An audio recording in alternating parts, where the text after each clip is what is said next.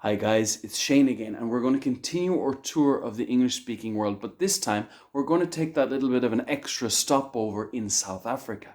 Now, this is because South Africa has some really interesting linguistic traits as a result of being a country with many languages. Now, it's not the only country that has more than one language as an official language. As you remember, Canada has French and English.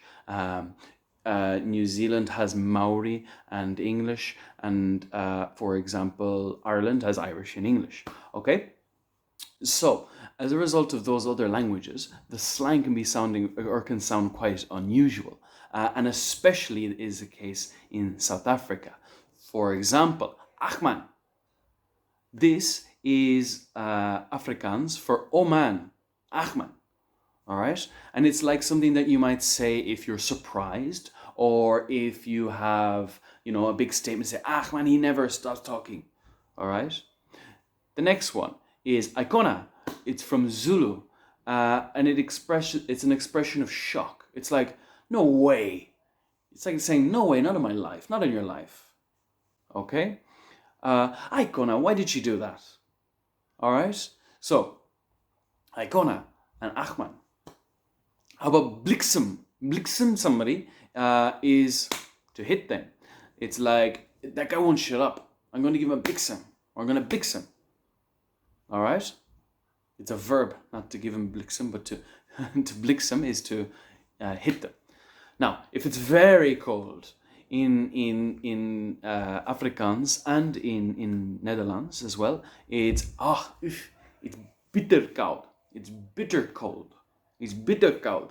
It's very cold. Oof. Ach man, it's bitter koud outside. All right. What is a word that you would use to describe somebody that you consider brother? Is something like you saying, hey brother, what's up? What's going on? All right.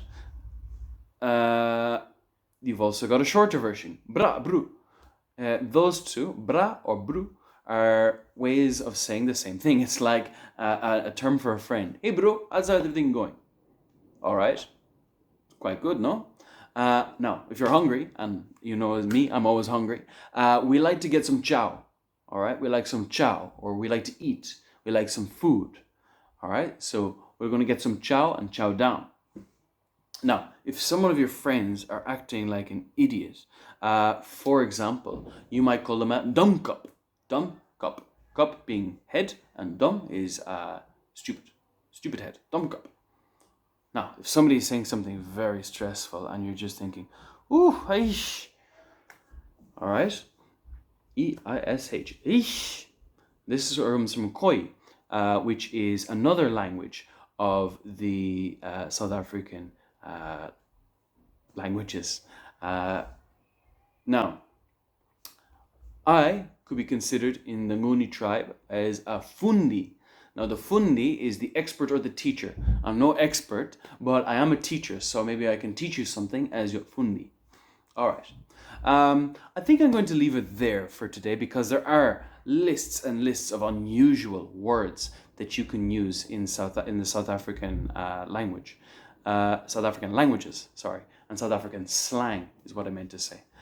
So enjoy the video, I hope you enjoyed the video, and take care of yourselves, and we'll continue our tour around the world of the English-speaking world. Around the world of the English-speaking world. All right, take care of yourself, bra, and I'll see you soon. If not, don't be a dumb cup and tell us what you think.